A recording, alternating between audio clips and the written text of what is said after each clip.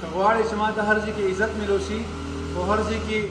زه چېرته ځم ما ته د خلک هغه په ښه دروند نظر باندې ګوري او کوم ځای کې داسې چې ستا کوم ځای کې مخالفین وي چې مخالفین هم ما ته په ښه نظر باندې ګوري او زه ټولو چې کوم ځای کې دن لګېږم هر انسان ما ته په دروند نظر ګوري هغې لپاره د بهترین عمل خیم د عمل شروع کړه انشاءالله چې کوم مجلس ته هم ځئ کوم ځای ته هم ځئ هغه ځای کې به ستا قدر کېږي هغه ځای کې به ستا عزت کېږي او په هغه ځای کې به ته باروبه یې ستا به روب زیات وي خلک به د زړه کې خوف او یره ساتي آیات چې کوم دی هغه څلورمه سپاره ده 153 نمبر آیات دی اعوذ بالله من الشیطان الرجیم بسم الله الرحمن الرحیم ثم انزل عليكم من بعد الغم امنة نعاسا يغشى طائفة منكم دغه آیات تر اخره پورې یو مشکرته او آیا په ځان باندې دم کا یا په عطرو یا په سپری باندې دم کا غزان باندې هغه خوشبو ولګوا ان شاء الله ته فائدہ وګوره چې کوم ته هم زی کته باچا مخ ته ویل مخامخ کېږي ان شاء الله ستاسو روب او د دبوي او هر څه به د بدرون نظر باندې ګوري کله عمل د خوښ مخ کې ملګرو سره هم شرکا دا عملګری هم کوي چې کوم خزي خاون منځ کې نفرت وي یا خزي د خاون ډیر سپک نظر باندې ګوري هر وخت ځان جګړه وسره کی دا عمل هغه هم کوي شي